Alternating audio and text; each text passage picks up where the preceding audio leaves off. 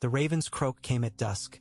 A horse saw through the heat and stink of the city, and when the white bird had been taken from the king's rooms and returned to its cage, the castle settled into that tense quiet that is not silence at all, murmur upon murmur of distant feet, flagstones sweating in the day's dead air, the sea whispering on the rocks below the city walls. In the Tower of the Hand, Ned Stark stood with one hand upon a map and the other upon the hilt of a sword that felt heavier than it had any right to be. Ink beaded on the vellum where the Blackwater rush ran toward the sea as though the river itself had bled. Outside, the bells thudded their slow knell. "Septa Mordain," he said without turning.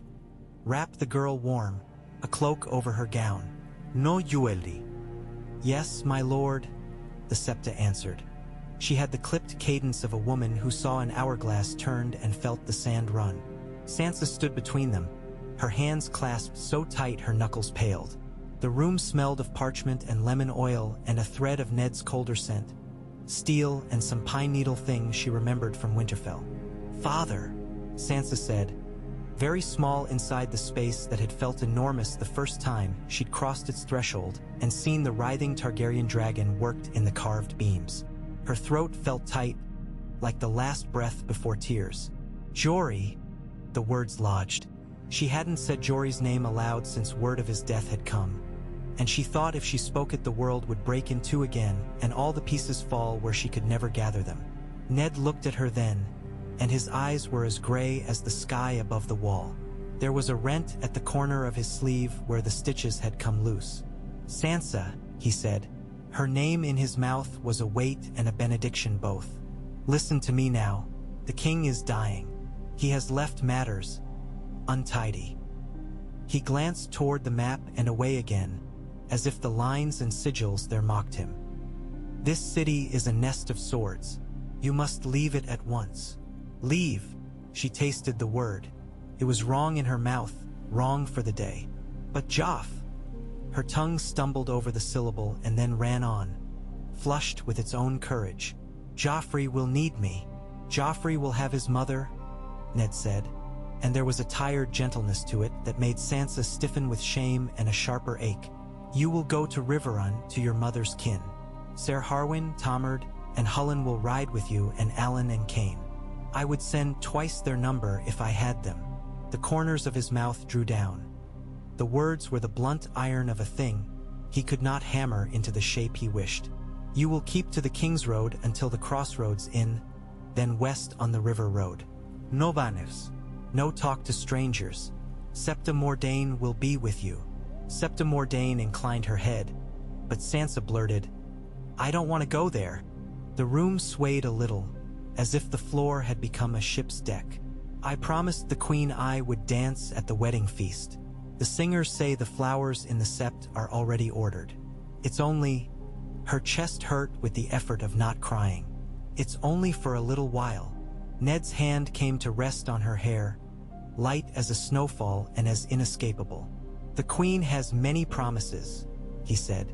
"Some she keeps, some she breaks. I would not see yours kept at the price this city may ask." Septa Mordain made a small sound, disapproval or grief. Sansa could not tell. "I am to run away," Sansa said. The words were bitter, and she heard Arya's tone in them and hated that. Hated her sister's ragged bravado. Like a thief slinking off by night. "A prudent man does not call the dawn to witness his departure when wolves tread the trees," Ned answered. He caught her chin lightly and lifted her face. "Daughter, if I could ask otherwise, I would. But the gods toss us their weather, and we must keep our roofs tight." He had a letter then, folded once, twice, thrice, his seal upon the third fold. He placed it in her hands, and the wax was hard under her fingertip. "For Lord Hoster or Ser Edmure, if your grandfather cannot receive you, give it into their hands and no other. Do not leave the letter unwatched. When you reach Riverrun, you will be safe, whatever Storm's King's landing brews." Her head bowed of its own accord. For a heartbeat she was a child again beneath the cold boughs of the heart tree, the smell of leaf mold and snow in her hair, and her father's steady breath beside her. "Will you come soon?" she whispered. He looked past her to the window. The city lay beyond the glass, a sprawl of roofs and chimneys and guarded gates. Far out, the sea gleamed like something sharp. "Soon," he said, and his lie was kind and horrible both. "Go now." Septa Mordain took her arm. Tomard, called Fat Tom for a belly made from a lifetime of ale and gravy, waited by the door with his hand upon his sword and his eyes sweeping the corridor every other beat. He smelled of boiled leather and onion. Harwin, Hullen's long-limbed, easy-moving son, was there as well, a scarf about his neck though the room was close. He ducked his head to Sansa in a half-bow that might have been a promise of cheer if not for the line his mouth held. Cain had a knotted scar at his chin from some unremarked old wound. He tugged his cloak tighter, the movement quick and precise. They moved through the tower's spiraled stone with the practiced quiet of men who had learned, these last weeks, that sound can be as mortal as steel. Sansa's slippers were soft-soled. Septa Mordain's rosary tapped faintly against her skirts as they went. Sansa did not turn for a last look at the room. If she had, she did not know if she could force her feet forward again. She wanted to leave her eyes there, fixed on her father, and take the rest of her with the men. The corridor was lit by tallow candles that guttered even where no draft should be. The air tasted of smoke and a faint copperness. A pair of gold cloaks. Past them without more than glance. Tomard lifted a broad hand and the men dipped their heads before moving on. It should have eased Sansa, that sign of the hand's authority still recognized. But the steadiness of Tomard's fingers on his sword hilt told her not to trust the world to behave. At the bottom of the tower, they took a narrow passage that smelled of pitch and damp grain. "The mud gate," Harwin said under his breath when they paused in a shadowed angle to check that all were present. "Best chance to pass without notice. There will be a watch, but we've papers enough." He gave Sansa a quick, sideways smile that showed he was trying to be kind. "You're pale, my lady. Here." He shrugged out of his cloak and settled it over her shoulders without touching her more than the weight of cloth required. "Keep your head down, child," Septa Mordain murmured, brisk and thin-voiced now that things had begun. "We will pray at the Crossroads Inn. It is not a holy place, but the gods don't begrudge a roof when it rains." When they reached the gate, the stink struck like a thrown bucket, river mud and fish rot and the sour underlying note of the city's privy guts. The mud gate's great timbers stood banded with iron, and the portcullis above was clogged with grime from the Blackwater's wet breath. Gold cloaks shuffled on their watch, stamping and yawning, spears butt down on the stones. One of them had his helmet off and hair clung limp to his head. He held a skin and bore himself with the untroubled carelessness of a man not much afraid of the night. Tomard stepped forward. "Hand's business," he said, low and blunt, holding out a folded writ. The wax was Ned Stark's seal.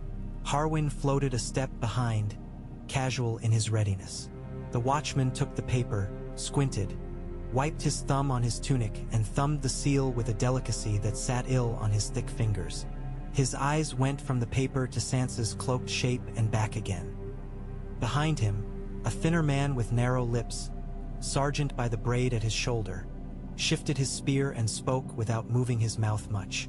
"All gates are to be accounted," he said. "Orders of Lord Slint. Severe times." Tomard grunted. "And this is the hand's business," he repeated, patience stretched taut. "The king lies dying. If your need to count exceeds the man's need to breathe, go count the physicians." Stand Azide. The sergeant's gaze ticked toward Sansa again. Harwin's hand had drifted to his knife, the move slow as driftwood in a lazy current.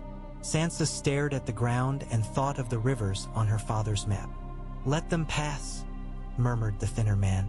Whether it was the cool authority in Tomard's tone, the hand's seal, or simply some instinct that told him not to stand too close to sharp men when the world's plates were shifting, he stepped back and lifted his spear.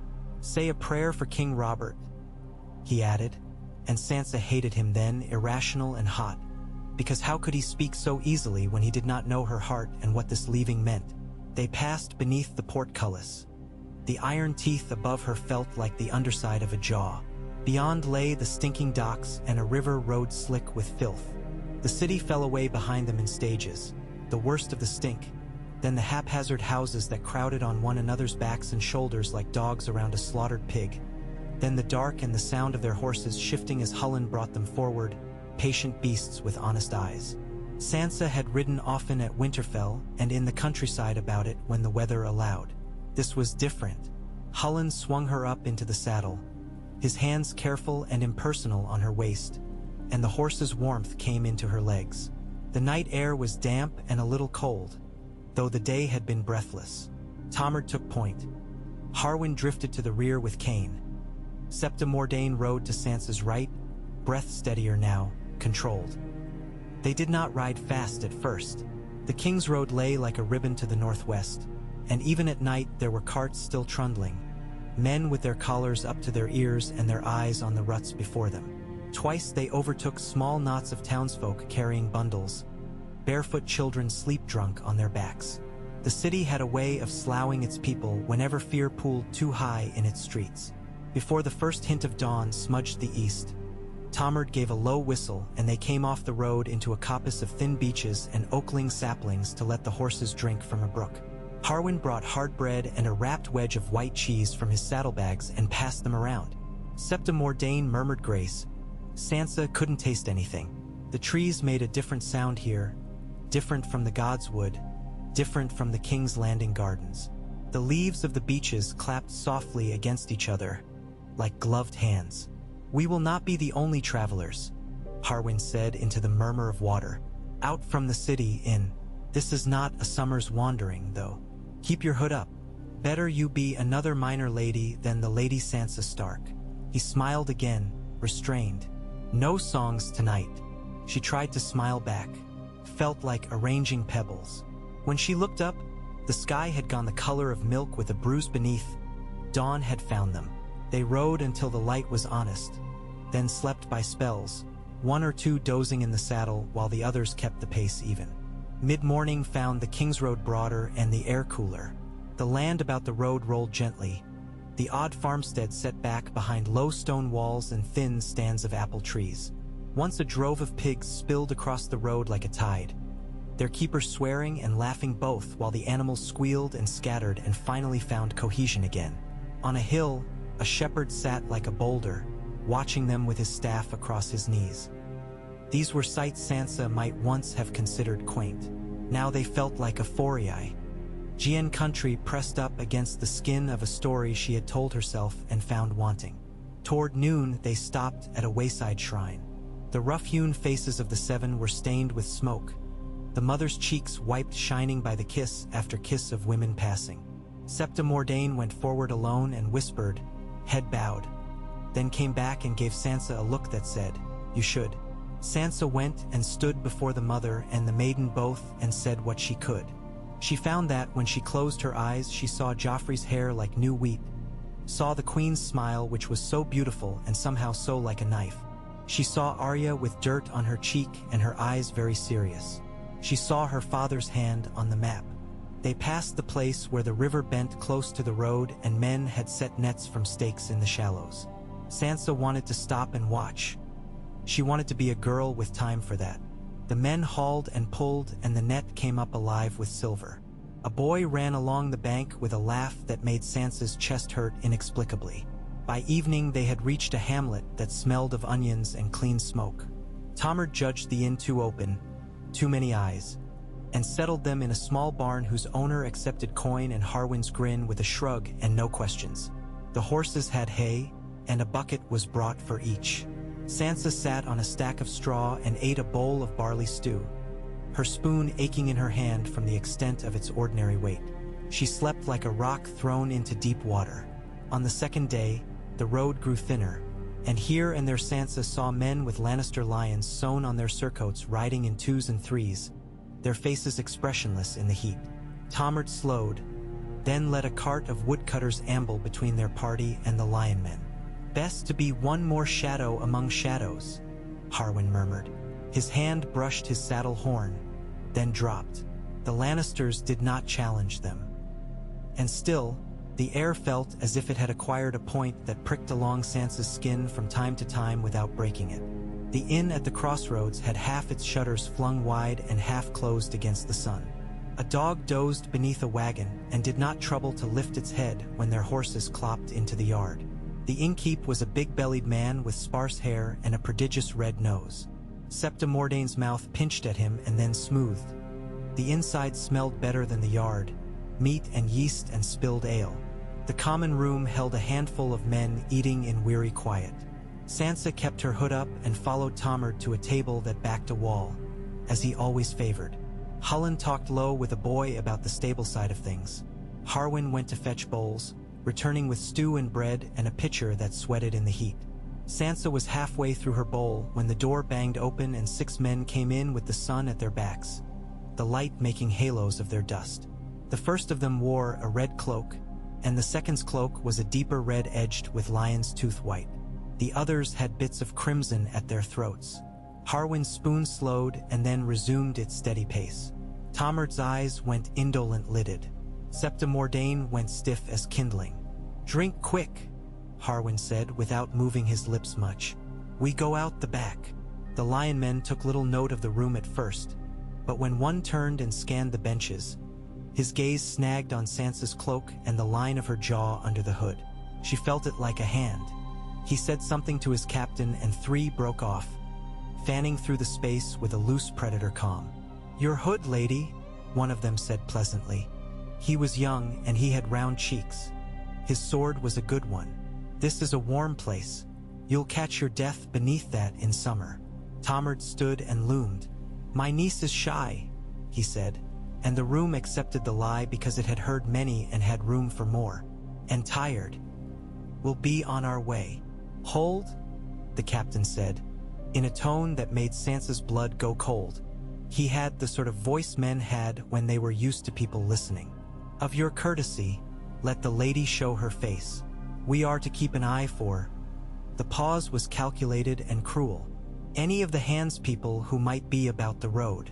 There's war smoke all over the Riverlands, and the lion's eye will be sharper for it." "War smoke," Septa Mordane whispered, then bit it away. Sansa's heart picked up and ran. Harwin's hands were on the table. He seemed very still, the way a snake is. "Is the king not yet dead that men talk of war so freely?" he asked, as mild as cream. The captain tilted his head, weighing. "If he is not, he will be by the time we finish a second pitcher. And if he is, there'll be a new king before the spigots drain. The world does not keep still, friend." His eyes came back to Sansa. "Lady," Septa Mordane's hand found Sansa's leg under the table and squeezed so hard it hurt. The noise of the room had concentrated, as if the timbers themselves were listening. "Come away," Tomard said, and there was a slowness to the words like a hammer raised under a thatch roof. His hand was on his sword. Sansa thought stupidly of her mother's hands easing her hair smooth, of the sound of Jon Snow's laugh when Arya tripped and sprang up again grinning, of Joffrey's lips against the back of her hand. It was all nonsense, all helpless. She put her hand to her hood. "Leave the lady be," a man at another table said suddenly, thinner than Tomard, with a ragged beard and a makeshift armband that had once been white. "Swords are thirsty in hot weather." It was a stupid thing to say, the kind of thing that made the day turn in the wrong way. The captain smiled without much humor. "Thank you for your wisdom," he said, and when he put his hand on Sansa's arm it was gentler than she expected. She flinched anyway. Septa Mordane was up, words foaming. Tomard's blade sang free. It was not a great fight. The room had not enough SP. Ace for flourish. 2 of the lion men moved at once for Tomard. Harwin was already sliding aside, and Sansa saw a blade flash and then the first guard stumble with red on his sleeve. The captain swore and spun. The innkeep shouted something like, "Don't break the benches, you'll pay for new benches," which would have been absurd in a song but was true here. Someone's elbow drove into Sansa's shoulder. She clutched the edge of the table and the world narrowed to a circle of movement, the ring of steel like bells for a dark mass. Septa Mordane had a small knife she carried for apples and cheese. She held it as if praying might make it work. The captain's hand closed on Sansa's cloak and yanked. She stumbled forward and the hood fell back, and there she was in the light, eyes and hair and stark bones, and it seemed for a heartbeat that the room stopped breathing. "Seven save us," The young round-cheeked guard breathed. "It's her." It was as if that word freed the air to move. Tomard's swing took the captain across the ribs. The blow did not land clean, but there was meat in it, and the man grunted and went back a step. Harwin moved in a way that was almost a dance, and Sansa realized, dazed, that he had done this before.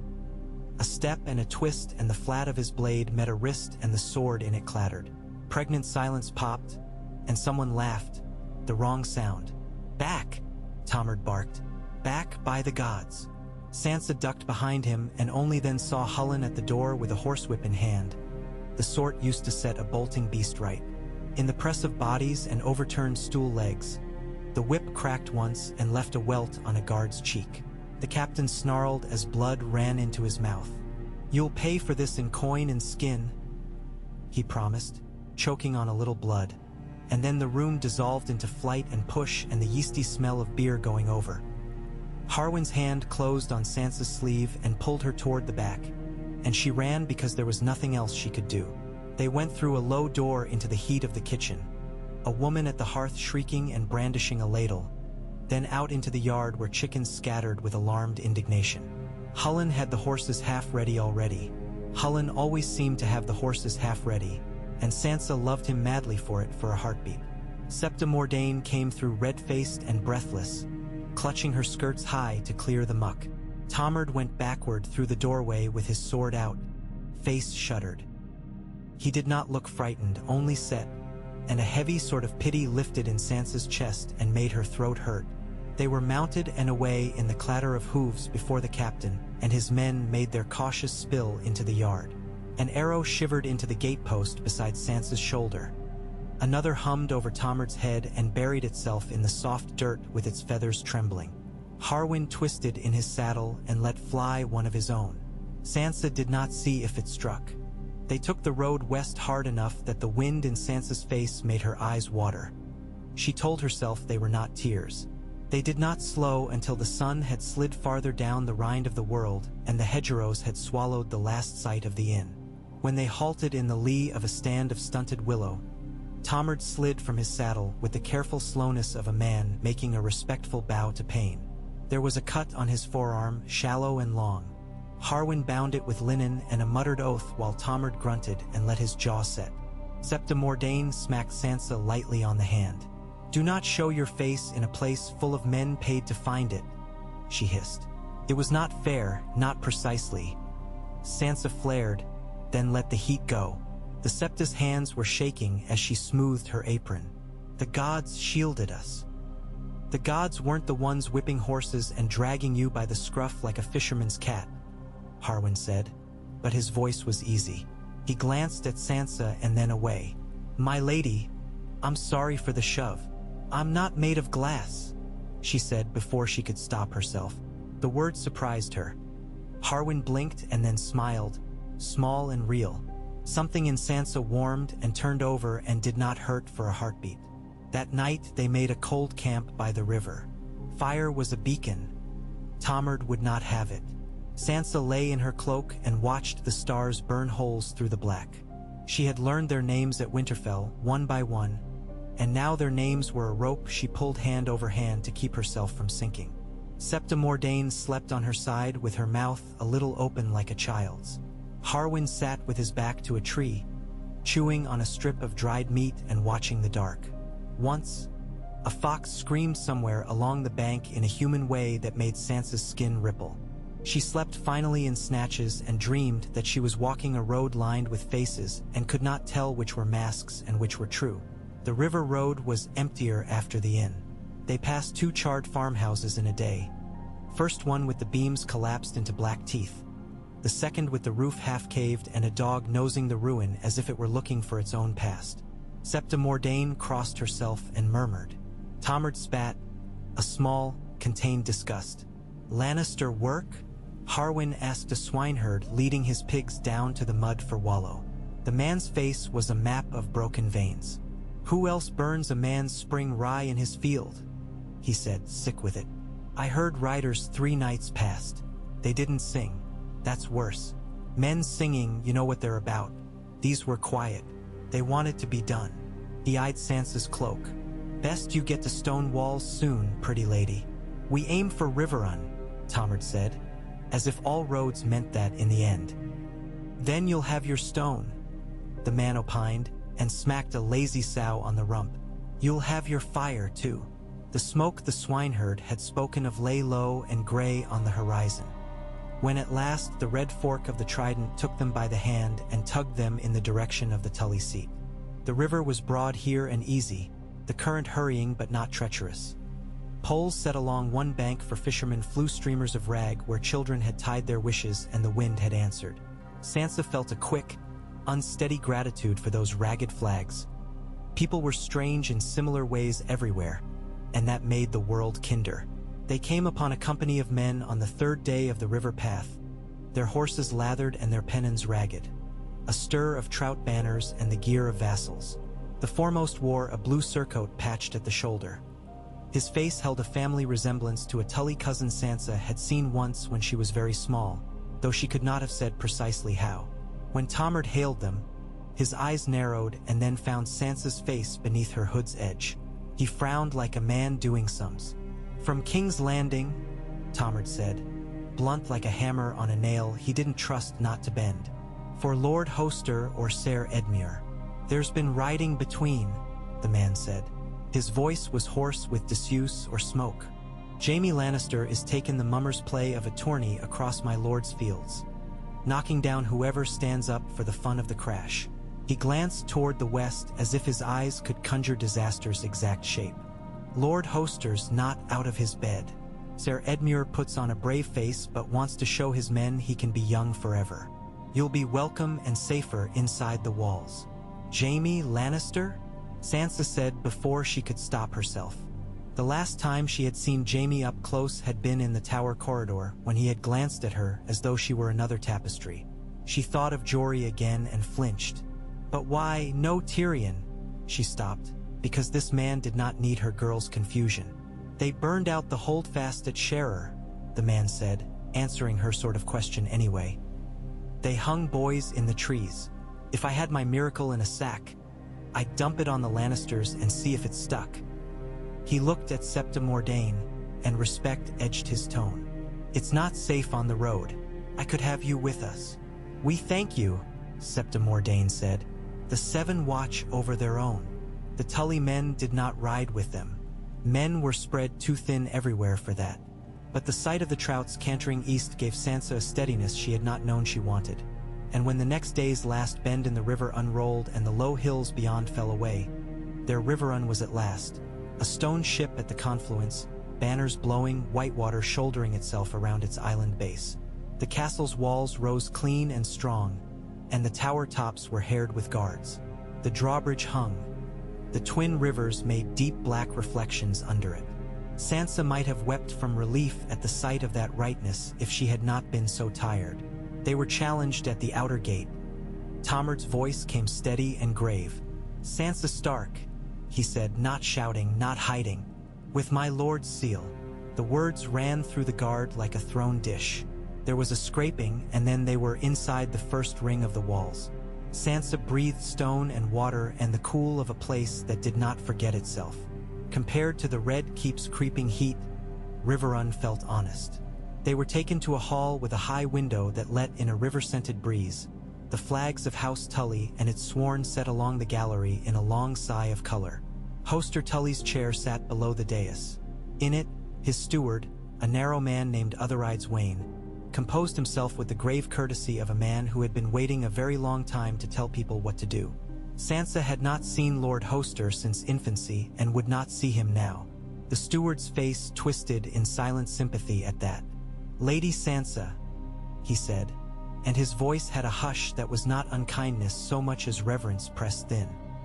We have been apprised by riders that Lord Eddard's household might arrive by different roads, some from the city and some from the king's own train. We had word of your mother, but not of you. He bowed deeply, elegantly thin at the waist. Our castle is yours. The moment the words loosed, Sansa felt her legs go weak. Septa Mordain's hand was at her elbow. Sansa sank into the chair that a serving girl drew with remarkable speed. She did not faint. She thought of it with a kind of melancholy admiration. It would have been appropriate. "Mother?" she said, and the word came out a little broken at one edge. Otherwise inclined his head. Lady Caitlin was seen at the inn at the crossroads, riding west with a small escort. She took the dwarf the imp as prisoner and bore him to her sister. Word reached us he had champion and trial at the Eyrie.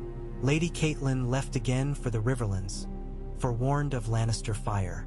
She is expected, though news travels as it will. The world had moved on without her. Sansa's heart leapt in her throat. She came past, she said, and thought of the angry men at the inn, of the captain's eyes going flat with recognition. She is not yet here? Not yet. The steward's hands were precise and fine on the sheaf of papers before him. Ser Edmure commands the scouts and outriders. You may see him when he returns. Maester Vyman attends Lord Hoster. He will wish to see you to reassure himself that you have not been bitten by snakes or fallen into a ditch. In the days that followed, Sansa learned the shape of Riverrun. The triangular island made the place feel like a strange toy, 2 walls taking rivers for moats, the third backed by a canal that could be opened or closed to flood out foolish attackers who pressed too far. The water gate admitted small boats carrying fish and turnips and rumor. She climbed to the battlements with Septa Mordain and looked out over the fields where tents sprouted like toadstools after rain. Men trained with wooden swords and REA. L1s. The ring of iron on iron was a dull heartbeat. The banners along the walls had a steady, workmanlike grace. No red keep silks here in gaudy drips.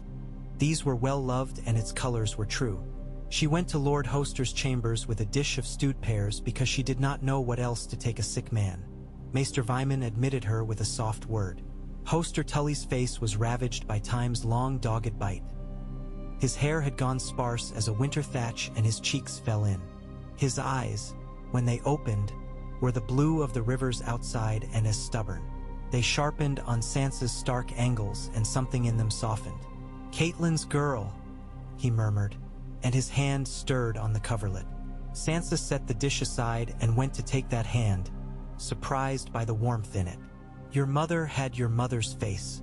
You have your father's eyes. She says I have a Tully smile," Sansa whispered. It was the sort of lie that makes a truth. Hoster's mouth twitched as if amused. "My son is a fool," he said after a moment, startling her. Maester Vyman's mouth primed. "But a brave one. That will do as a hinge until the door breaks." His breath grew papery. "We'll keep you, little trout wolf. We'll keep you, if the gods don't want you more." When Edmure returned, he came like wind with a bit of showy thunder in its hem. He had trampled grass still on his boots when he came into the hall, and sweat at his hairline. He had Caitlyn's coloring and a handsomeness that did not sit well, like a cloak he wore for the comfort of others. "Sansa," he said, and gathered her hands up and pressed them as if she might be something that could spill.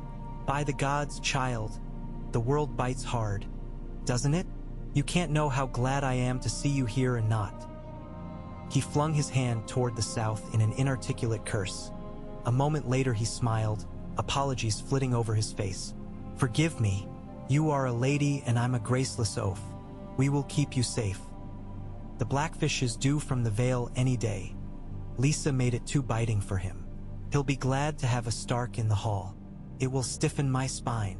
"Sansa," Septa Mordain said behind her in a tone that was warning and permission both, "has been helping the women in the tower. The bakehouse has taken a mind to war, and everyone must carry their portion of its flour. She is learning to manage." "Good," Edmure said, though Sansa suspected he had no notion of what it meant to manage a bakehouse. His eyes moved past her to other rides, and his expression went to business. "I want men posted on the Tumblestone Ford," he said. "We had 3 small bands sniffing near there, worried at the scent and went away, but it means they can stomach the river now." Riverrun tightened around its fears. Sansa spent mornings in the women's rooms with a basket of linen. Her fingers red to the second knuckle from washing out the blood that came in on shirts and stray bandages. The first time she wrung a chemise and red bloomed in the water, she gagged and had to stand by the window, But after a week her hands did not learn to be anything but steady. She baked bread with the cook's wife, kneaded the dough while men with sore knees drifted through the warmth of the ovens to let the pain ease for a time. Flour dusted her hair and lashes, and she forgot to be affronted by it. The women's talk was quiet and particular, of barley going to seed and goose fat and the best way to keep lice at bay when a garrison swells like summer flies. Through it all, the men's drums beat like a slow heart. Edmure rode out often. Sometimes he returned with 2 men behind him, and sometimes with 12, and sometimes with none. Once he rode back with a length of ribbon tied to his arm because a farmer's daughter had tied it there. He had the grace to look faintly foolish when he realized he'd forgotten it. Once he came back with a shard of Lannister spear broken off in his shoulder. The hall buzzed like a hive. Other eyes made lists and spoke in a tone that could slice bread. On a day when the sky had gone an improbable clear and the heat returned with an afterthought cruelty, Sansa climbed to the top of the eastern tower and looked toward the road that Catelyn must take if she were to come. The air wavered above it. Far off, dots moved. She went still and counted as they drew nearer. Not many, perhaps 10, no banners unrolled, but the first of them rode like a lord who had been a soldier longer than Edmure had been alive. When the party came into the yard, the spear points of their shadows lay long. Sansa began to run without knowing she had, slid downstairs and along a corridor and nearly collided with a boy carrying a bucket. She reached the yard with her breath turning to fire in her chest and then stopped because the man who had ridden like a lord was Brynden Tully, who had a river for a face and the wrinkles around his eyes like the lines water carves when it has to go around a stone that refuses to move. And beside him, behind him, was her mother. Catelyn had lost weight. It sat in the hollows under her cheekbones, and her hair had come out of its braids in tired threads. When she saw Sansa, she swayed as if struck and then came quickly, skirts in her hands, propriety ripped to rag behind her. Sansa went and opened her arms, and they anchored to one another, and for a moment the castle, the war and the smell of baking bread and the men's hollowed eyes, all of it contracted to the warm point where their cheeks touched. Catelyn's breath hitched once in Sansa's ear. Sansa wasn't sure if it was a sob or a prayer. "Mother," Sansa said, and her tongue sharpened the word from use that had been hungry. "You came." "I came," Catelyn said. She held Sansa's face in both hands and looked as if she were memorizing an answer. "Your father sent you, little sweetling. He sent you north and west where you are not a piece on the Queen's board. I would kiss his hands and bite them both for that." Her smile was sudden and crooked and broke Sansa's heart. "You've grown." Sansa wanted to say something pretty and apartment. She said, "There's flour in my hair." And Catelyn laughed a laugh that was gone almost before it came. Septa Mordane hovered a little away, blinking too much. That night the hall seemed wider for the way sound carried. The men ate with more talk, and someone sang a song about a fish who loved a wolf and could not decide if she wanted the forest or the stream. Brynden sat at Lord Hoster's bedside long. Afterward he sought Sansa out where she stood by a window looking east. He had a way of placing himself that made her feel seen and not cornered. Up close his hair was more gray than black, and his eyes were the color of the deeper water under the bridge at Winterfell. "I saw you in the yard once when you were very small," he said without preamble. "You were going to the Sept with your mother to pray for your father's safe return from Lord Tywin's rebellion. You had a sprig of frostflower tucked behind your ear." Sansa remembered. She had tucked the frostflower there because Arya had called her a Lady of Winter and then made a face, and Sansa had laughed and then been very proud. "You know every river," she said. Not sure where the thought had come from until it was spoken, but it felt right. "You hear them when they're still far off." Brynden's mouth quirked, which might be his version of a grin. "And you are a girl who is going to have to learn to hear men's voices that way and tell which ones are lies. It is a dirty trick for the gods to require of a lady. We'll see what you can learn of it." He glanced over his shoulder toward the door where Catelyn had gone a few moments past. "Your mother tells me you did not blink when the Lannister whelps tried to grab you at the crossroads inn." "I blinked," Sansa said honestly, "but Tommen did not." It was only later, when she lay in her narrow bed listening to the mutter of the river, that she thought, "Tommen's not here now." comrade had ridden on a scouting patrol 2 days past and had not returned. Harwin had not said anything, and Sansa had not asked. Absence pressed like a bruise and the ache under it bad enough that she woke twice to sitting up and drawing breath sharply, as if that would pull the pain out of her. Catelyn told Sansa the city's news in the privacy of a chamber with a candle guttering low. Renly Baratheon fled at night with men he had gathered under my nose, she said, and shook her head once with contempt for the manner of it rather than the deed. The king died that day. Your father had made his proofs, had set black words on white paper. But in a room with swords, truth lies down and pretends to sleep. Her mouth thinned. Your father went to the throne to do what he does. Straight thing, clean thing, and the city watch were bought and they turned their spears. Lord Baelish smiled his smile and said darling things and sent him to his cell. I tried to get word. I tried, Sansa. The queen had the red keep sewed up like a seam. Sansa bit her lip until the taste of iron came, and still how small her voice was. What will they, what have they?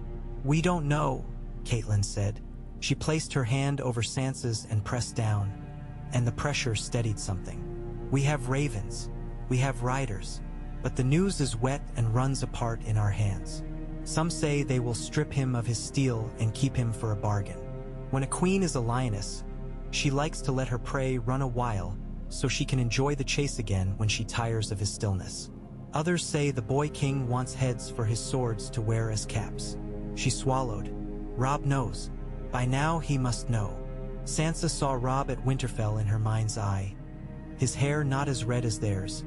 His lips firm in a way she had admired because it looked like a prince's. He would have listened to Maester Luwin and counted his spears on the hall floor in pebbles. He would have taken Jon's silence and turned it in his hands. He would have told Bran, oh, he would have done all the things their father would, if he could. He will come, she said, not because she knew it to be true, but because anything else broke the bone of her. He will, Catelyn said with a mother's ruthless certainty. He is already in motion. The motion became a storm. Word came, days later in a breathless rush, that Tywin and Jaime moved on the Riverlands in earnest. Villages burned like punctures on flesh. Men ran with the smell of their homes caught in their hair. Edmure set riders in every fold of ground between Riverrun and the west. Brynden took a small hardcore and slipped out like a fish through weeds. The days stacked like plates, and Sansa could not have told you what she had eaten upon them. Only the taste of ash adrift and the feel of her hands in hot water and the way she dreaded and longed for ravens in the same beat. At last there were horns on a gray afternoon like warnings from a dream. Edmure's outriders came in with their horses blown, shouting that Lannister men had been sighted in number 4 miles to the south. The hall erupted with movement. Sansa stood and did not notice she was standing until Septa Mordane's hand pushed her gently down again. You are not a spear, the Septa said. She did not add something bitter, and that was its own kindness. There was no battle that day. Brynden returned late by Water Gate in a skiff, grinning like a fox with a hen's feather sticking out of its mouth. He did not tell Sansa what he had seen, but she watched him lay his maps out and set small stones, white for theirs, red for the lion, in patterns that made Edmure curse softly. We can't even be nibbled, Brynden said calmly when Edmure paced. Not with jaundiced men like this. Jaime thinks he is playing Syvass and that we are a piece he has already captured. Let him think so. He has never learned that a river bends syllables so the next man can't get them all right. The siege came on them as a thing you already can. EW was in the room finally clears its throat. Lannister banners massed to the west and south in a red field. The sound of their camp came up with the wind, a low human hum like bees in clover, except that these bees would bite and die as needed. Edmure stood on the walls with Sansa and spoke quietly to her about the castle's provisions. He had large, expressive hands, and he waved them when he talked in a way that would have made Sansa smile on another day. Wheat enough for a winter and a half, he said. Salt fish enough to make us all sprout scales. The cows will go by order. There's a list. He nodded toward other rides. If you go into town, keep close to the walls. The men are orderly now, but men under siege can turn wild as foxes whose earth has been flooded. I will not go into town, Sansa said. though she did not mistrust the town. Its people had narrow faces and two open hands, but they were not lions. In the nights, the Lannisters lit their watchfires like a ring of coals around a pot. The river muttered low under the bridge. On the second night of the siege, Sansa woke to the calling of horns far to the north and the answer of others nearer, a conversation between men of wind and brass. She sat up, heart in her mouth, the dark near solid. Septa Mordain stirred. "What is it?" Sansa whispered, and the Septa said, "Riders," and pulled herself up with bones that comforted Sansa with their age and ache. Brynden Tully's shadow widened in the doorway of the hall before his body. He smelled of river and cold. He went to Edmure and put his mouth near his ear, and the two of them smiled in the same way, which struck Sansa as hopeful and a little cruel, as hope often is. "They've closed the ring with too much slack," Brynden said aloud finally. "If a man were to ride just so and with feet cat-quiet, he could go out and come in unnoticed. Perhaps several men at once if each one was quieter than the next." Edmure smacked him on the back. "Take who you need," he said, and Brynden nodded once and was gone again like a man swallowed by his own thought. In the morning, the siege was still there. Lannister trumpets bleated. A party approached under a white flag that was too carefully white. Sansa watched from the battlements beside Catelyn, who had come up with her hair braided close in a way that made her look severe and young both. Ser Adam Marbrand rode at the head, a red horse under a red cloak, his face politely blank. With him came a third son of Lord Brax. If the armor fluting meant what Brynden had once told Sansa it did. There was no Jaime Lannister. Sansa felt an irrational shock at that, as if a story had left its hero off the page. They called for parley. Edmure swung down to meet them at the halfway place with the river bright at his back. Sansa could not hear the words, but she could see Marbrand's careful smile and the way Edmure's shoulders squared. When the Lannister men turned their horses to go, Marbrand's look flicked up to the walls, to Sansa and the knot of women and old men and boys on the parapet, and his face did not shift at all when it crossed hers. Sansa felt a rush of gratitude for that.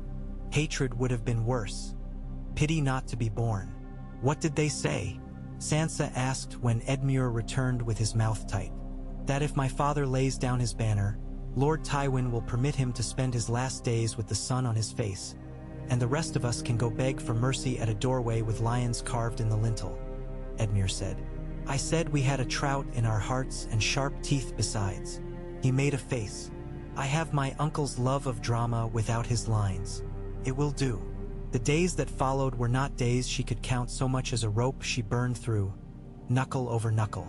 In the mornings, Sansa helped otherides count sacks and loaves and salted meats. She learned that men lie to stewards as easily as to queens when their bellies are empty. In the afternoons, she sat with the children and told stories that were mostly true and some so false they felt true and some that were true only the way hope is true. At night, she climbed the battlements with Septa Mordain and Catelyn and Brynden and stared out at the black ring of fires. The stars above looked like new holes punched in an old cloth. The river's song was a comfort. Sometimes she pressed her palm to the stone of the wall and felt it hum as if the water ran through the rock and gave it heart. News came like rain spitting in a high wind, scattered, stinging, and unreliable. Once, a scrap of rumor carried into the hall like a dog with a bone said that Eddard Stark had taken ship for Dragonstone and would make alliance with Stannis Baratheon and come back with spears of smoke. Another time, that he had accepted the Boy King's mercy and gone to the Wall in black. Then that he had been seen at the Great September, weeping, and the Queen had had him put in a cage hung from the Tower of the Hand to teach ravens better songs. Sansa swallowed them all down and refused to keep any. They would sit in her ribs and sicken her. It was Harwin who told her the truth.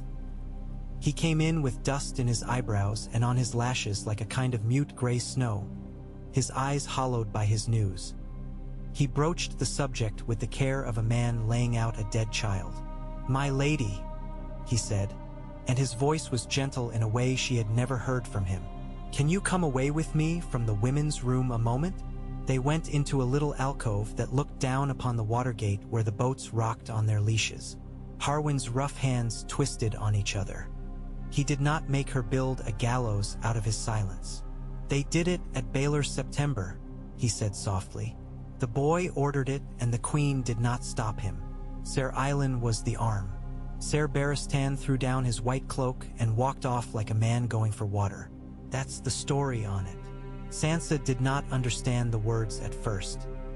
They were a list, a market tally, and then, to her weary mind's astonishment, they were meaning. She made a sound like a swallowed cry and found that the world had not ended, only shifted. There was a deep, deep quiet inside her, and a roaring beyond it like winter wind through the tallest pines. "Father," she said. The word was nothing like the thing it meant. "Why?" "Because lions make a point of their teeth when they are young," Harwin said with surprising bitterness. He was a groom, and his hatred for the lion's cubs had grown in the stables. "Because the boy wanted to be a king with music to his name. Because your father would not lie straight." He scrubbed a hand over his face and the dust came away in a smear. "I'm sorry, my lady." She nodded because she had to do something with her head. She wanted to bite something and make it bleed. She wanted to lie down and go to sleep until everything that had ever been blue faded to white like bones under seawater. Instead, she stood very straight and said, "I need to see my mother." She walked to Catelyn and sat beside her and took her hand. Catelyn's face had already gone to that bad place where it made no sense at all, was all edges and light. Septa Mordane was making a keening, soft and low, as if trying not to wake a sick man. Sansa leaned her head against her mother's shoulder, and that very small pocket of her that had been a child died with a quiet sigh and was gone. The hall held the news like a secret that everyone knew and no one could say because it would break the ordinary thread of things. Other eyes blinked hard and turned away, then turned back and asked for menus as if the right sauce could defy the world. Bryndon's face went to stone. He went out and rode the walls. Edmure went into the chapel and stayed as long as the candles, and when he came out he did not look more comforted, only steadier. Sansa took the ring of little betrothal gems she had worn on a chain under her gown and laid it on the mother's lap and did not cry, not at first, and then cried so hard she bit her tongue. By nightfall all the guards on the walls stood a little closer together. The Lannister fires burned calmly on. Sansa stood on the battlements and watched them and thought of King's Landing's heat and the bells and the White Raven and her father's hand on her head. It was not only grief that she felt. There was something else in it, cold and heavy. If she had been Arya, she would have named it easily and sharp. Being Sansa, she let it sit and warm to the heat of her blood and become part of her. When Robb came, he came like weather. A rider rolled in under cover of dark with his cloak chewed ragged by branches and green stains upon his boots and said, "West, my lords, west, wolves in the wood." The next day it rained hard and all the men were dour from it. In the evening the rain stopped and a wind came up and with it the smell of 1,000 horses and men. Horns called, unknown ones, to Sansa's ears, and then known. Mallister, Blackwood, Fry sourly. Umber like a bull in a tight alley. There were fires moving, ghosting. And then, in darkness, the sound of fighting far off in the tangle where trees grew close. A clash and the ripping sound of men's breath, and over it all the wolves. She heard wolves, and by the time her skin remembered to prickle, she realized her own voice had made a small answering sound. From the throat, not the mouth. The Whispering Wood, they called that later so that it had a place to sit inside the story. Catelyn did not come to the walls. She sat in her chamber with her hands knotted in her lap. Sansa stood on the parapet and felt the stone and waited for something to take shape. It did in the gray just after the worst of night, when men began to trickle in, the first of them wounded, then whole, then laughing with a kind of stunned, shaky joy. Someone shouted into the yard so that it rang like the sept, "Jaime Lannister," and Sansa covered her mouth with her hand and did not know what she felt because it was too many things at once. When Robb came, he came with mud on his boots up to his knees and leaf bits snarled in his cloak and his hair wet to the skull with sweat and the air's damp. He was taller than he had been by inches she had not marked in their time apart. His face had leaned down to something cleaner and harder. Catelyn flew to him. That is not the sort of phrase Sansa had ever liked before because it was too silly for a lady and made them birds rather than women. But it was true. Catelyn flew, and Rob caught her and stood with his face in her hair as if it were a forest where he could put his back to a tree. Sansa made herself wait like a good daughter. When at last Catelyn's hands loosed, Sansa went and Rob took her hands too and gripped them until she wanted to say stubborn things about fingers. "San," he said, and his voice had grown a little lower, the way boys do when the gods begin to beard them. "Little sister." He looked at her as if counting her bones. "You're yourself. Thank the gods." "You smell of rain," Sansa said, "because that was better than saying you changed and father is dead, and who will we be now?" "We have the Kingslayer," Rob said, and the corner of his mouth twitched up as if he had been told a jest in poor taste and would let it stand. "Not by my hand. Great John wanted to take his ear as a token. I told him we don't trim lions to keep as house cats." His eyes darkened. "You heard about father?" "Yes," Sansa said. The word was a door she pushed open. "I heard." She bit her lip. "They didn't have me to wave like a rag for threat. They did it anyway." She didn't know why she said it, but it was true. Rob's jaw set. "We would not have given them you for that." The way he said it made Sansa feel warmth like a dangerous light. "There were men in our hall who said, if they've got Sansa, we must." "We did not. I would not. Mother would not." He took a breath that seemed to hurt all the way in. "There are letters to write." "When?" "You go to write them. Write me a list of what's needed in the bakehouse and the infirmary," Sansa said, and Rob blinked. "If you know. Otherwise has one, but it is built of dreams, not numbers. You can add numbers." Rob laughed, a short hoarse laugh, and looked absurdly younger for it. "Don't tell me numbers. My head is full of them. I will put a list in your hand by noon, my lady." He sobered. "You haré taller." "You are stupider," she said, and then they both laughed as if their hearts were breaking, which Sansa could not say they were not. There followed days which the songs do not bother with because they do not turn prettily in the mind. Men in their hundreds poured into the castle as if the walls had been built to drink them up. Jaime Lannister was kept under guard in a tower room draped with iron and men whose faces Sansa began to know better than some of her cousins. Edmure sat across from Jaime on the first day and tried to taunt him into something. Jaime smiled like a man who had spent his whole life believing his smile was elegant enough to do most of the work. Catelyn went and looked at him once and came away looking carved from something dense and unkind. Rob did not go at first. When he did, he stood and stared and said nothing at all. Sansa did not see the prisoner. She did not want to. She wanted to hate him in peace. The northern banners were a book written in a rough hand across the yard. The Merman of Manderley, the Flayed Man of Bolton, the Giant of Umber, the Crow of Corbray. No, that was wrong. Corbray was Vale, not North. Sansa corrected herself quickly and inwardly, and this act of correction felt like something a lady must learn. She learned the men too. Galbart Glover wouldn't wear a cap even in sun. Roose Bolton's voice slithered when he spoke and his eyes were pale as dishwater. The great John Umber was a boar in a boots and better than he looked. The Freys were a swarm. Tall ones and thin ones and a couple with odd faces that made Sansa think the world had been careless the day it carved them. Their father was not with them.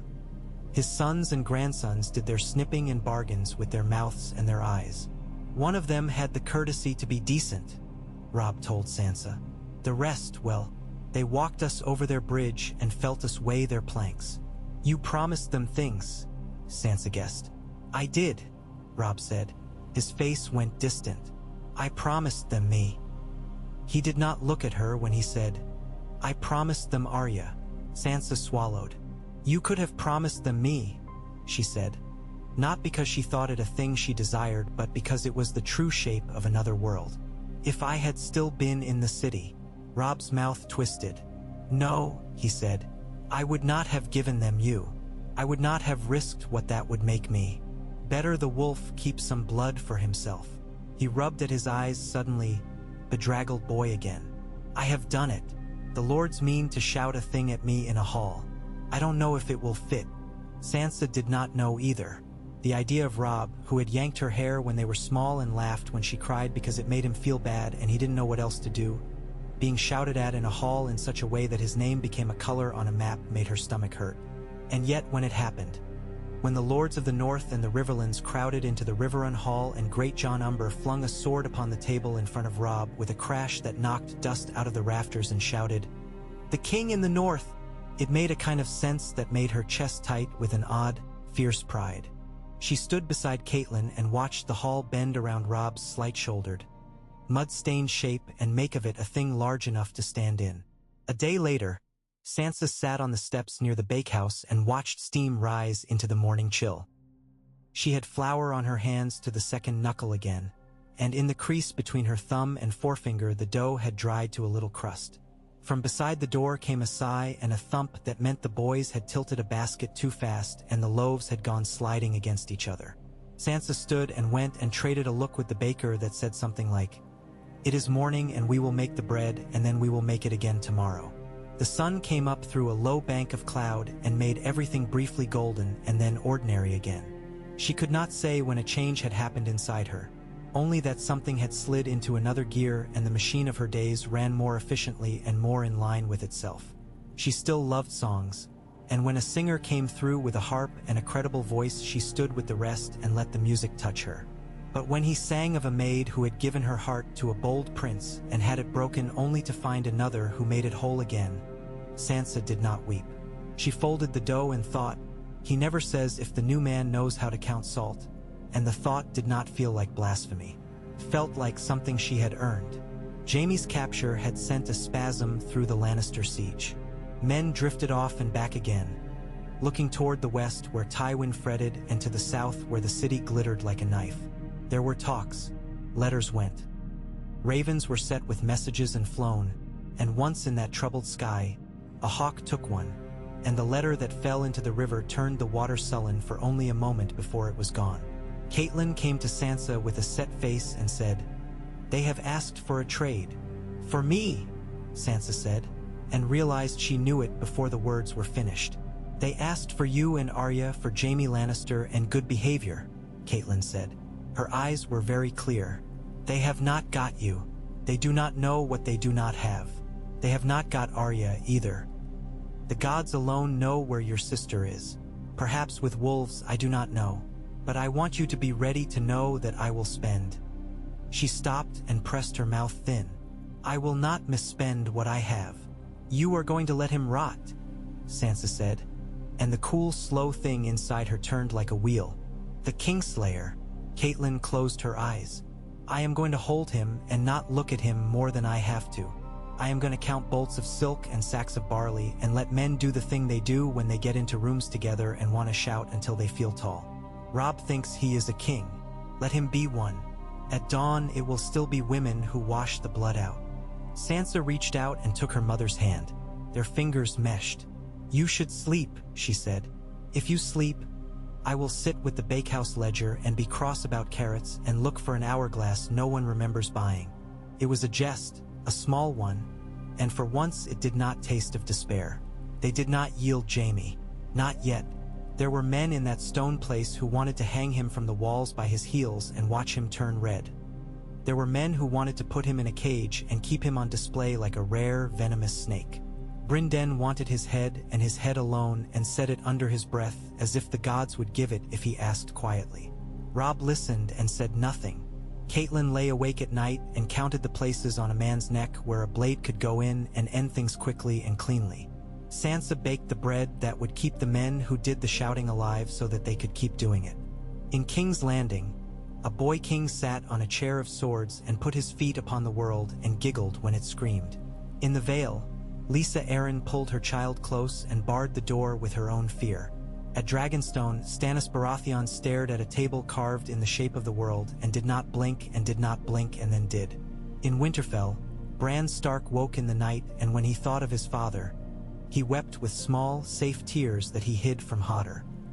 In the woods somewhere between places, Arya Stark held a little sword and did not fall and learned to sleep on one cheek and then the other so her face would wear evenly. Sansa learned to speak to men who hated each other and make them both feel right. She learned to send boys from the bakehouse with bread to the infirmary and watch them come back with eyes that would never not remember what they had seen. She learned how much water it takes to wash a man clean enough to bury when all that can be done of duty on that score has been done, and it is love that digs. She learned the names of 9 more herbs and which ones could make a man sleep in peace after a day of holding a shield until his arms would not come down. One day, standing on the wall, Sansa saw a great flock of crows lift up from the field beyond the Lannister camp and wheel in a black bloom that pulsed and shifted and came down again. She thought they looked like ink thrown up. She did not think of songs. She did not think of princes. Robb sat with his lords and made plans that made the hall feel smaller for their size. Once, the great Jon took up half the table telling an anecdote in which he emerged both braver than a bear and smarter than a scholar. Roose Bolton sat idle as a winter pond. Blackwood and bracken. She was tired of them. Robb asked Sansa one morning, half in jest and half earnest, "What would you tell Lord Blackwood to make him stop glowering at Lord Bracken long enough to hear me?" And she said, "Tell him the gods gave him a face that looks pained when it is not. Tell him he should be grateful for the excuse and ready to use it, but to listen now and scowl later." Robb blinked and stared and then laughed and kissed her forehead without thinking. He stepped back and looked abashed. "You're not a child," he said. "Forgive me." "I am your sister," Sansa said.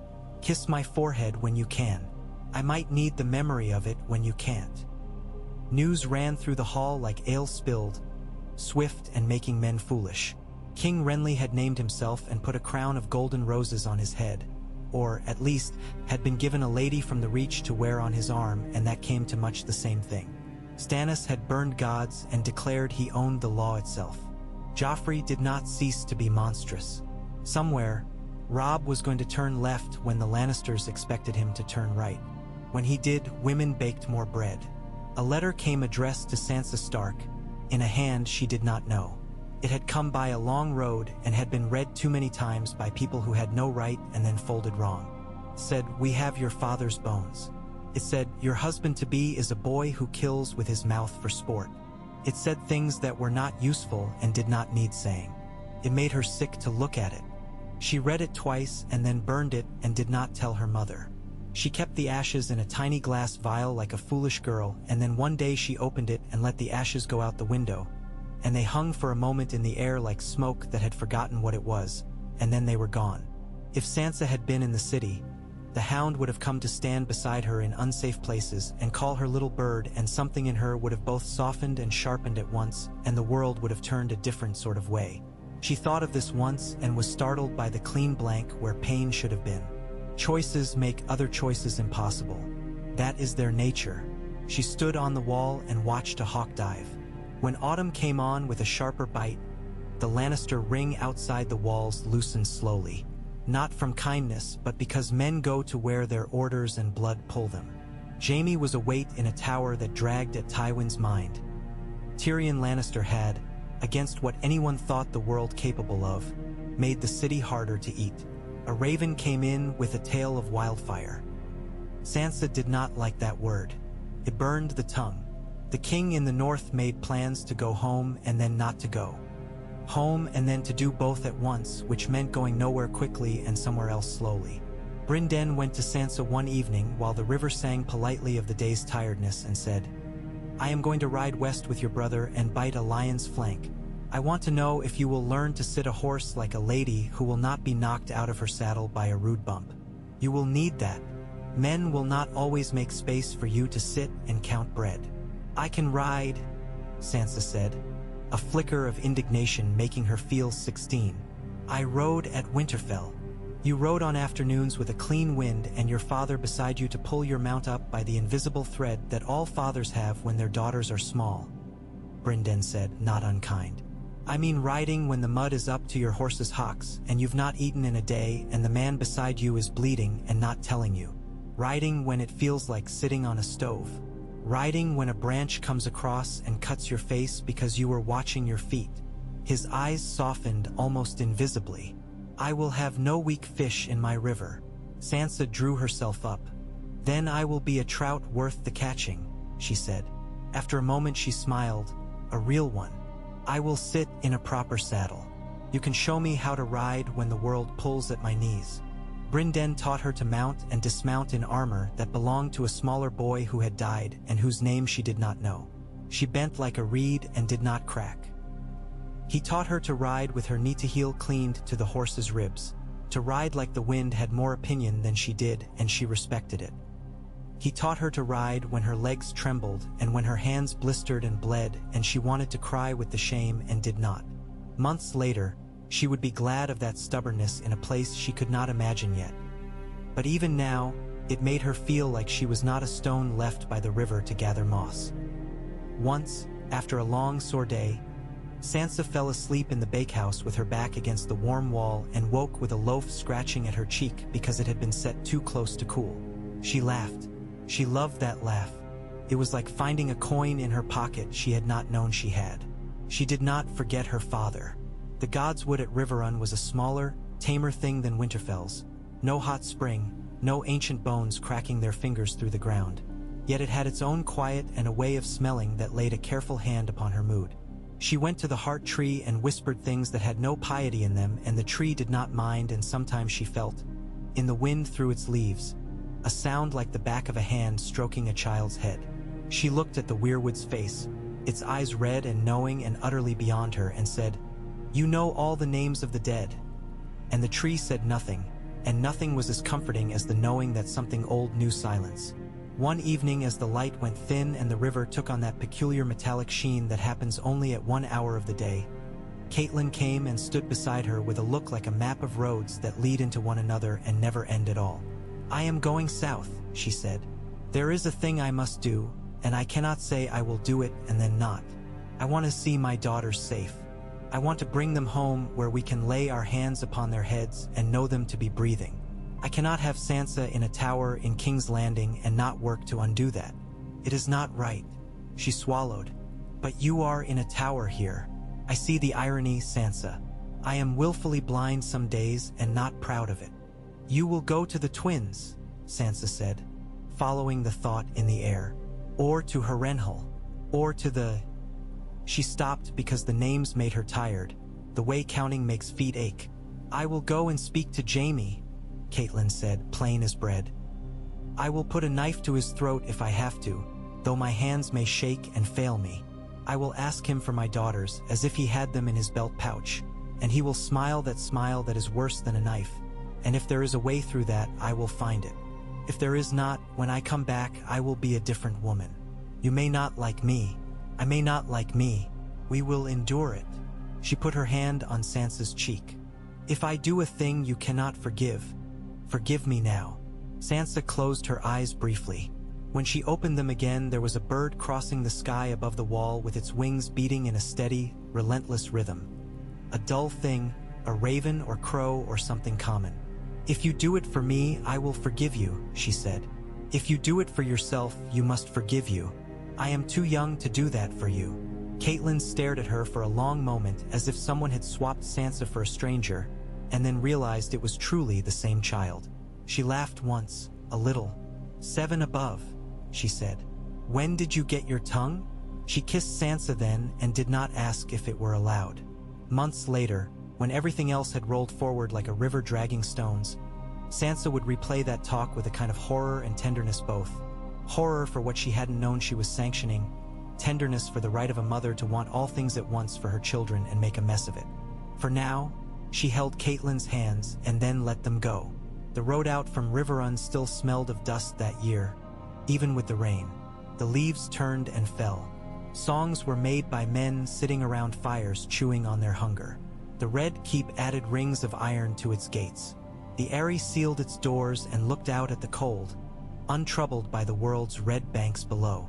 The gods did not speak to anyone in a way that would do for orders. It was men who did the ordering. And Sansa went on. She salt-cured fish with women who had done it their whole lives and who had stories of kings older than the memory of any man in the hall. She lifted loaves and then men's heads, and then, once, a child who had fallen asleep in the rushes, because her mother's hands were full of needle and thread and blood. She sat under the carved trout in the great hall, tilted her head and listened to men strike flint against wit and called that counsel. She watched Robb walk out onto the parapet with his hair in his eyes and his jaw set, and she loved him and resented him and prayed for him and finished the ledger on barley anyway. On a morning when frost had starred the water buckets and the field beyond the walls shone white under the early sun, Sansa stood on the wall and looked west and thought, Not of songs, not of princes, not of the gilded lies that had once made her heart fizz of Winterfell. She thought of the smell of the kennels and the warm stink of the stables, of the pale light on the snow, of the heat that rose from the hot spring and made a fog in the yard that you could pretend were dragon's breath. She thought of the Godswood as a place, not a story, and when a pair of girls below chased each other, shrieking and laughing, she smiled without wanting to cry and thought, "There, I have learned one thing," and the thought was its own small bread, and it fed her. Men were yet to die. Oaths were yet to break with the particular sour sound they make. Women would carve names into wood with knives because they had no stone. Sansa did not know all of it, could not. She knew the way the river sounded at night, and the rhythm of a horse under her when she was too tired to sit well and still did. She knew the feel of her mother's palm against her cheek, the weight of a list she had written that made other eyes blink in grudging approval, the texture of dough under her hands, and the way grief could become an organ you could live with and not die of every hour. In the spring, when word of a battle far south came with a taste of smoke and salt, Sansa stood on the walls again and breathed and did not feel like a girl waiting for someone to tell her a story that would make sense of her life. There are no such stories. There is only the bread you make today and eat and then make again, the river that you watch and love because it is there, the people in a hall who will say your name and mean it. She folded her hands on the stone and looked where the two rivers met and ran together and did not pretend that they did not scrape and claw each other in their coiling, and that knowledge felt like a kind of power she could carry without it bending her to the ground. Behind her, someone laughed. In the yard, one of the fry boys stumbled and a girl caught him by the elbow, and he looked surprised and grateful at once. The banners stirred in a wind that smelled of fish and iron and wet leaves. Sansa straightened her spine and went down the steps, because there was work to be done and a letter to be written and a world to not let swallow her. The gods went on not speaking. The river went on speaking without words. The story went on speaking through her hands.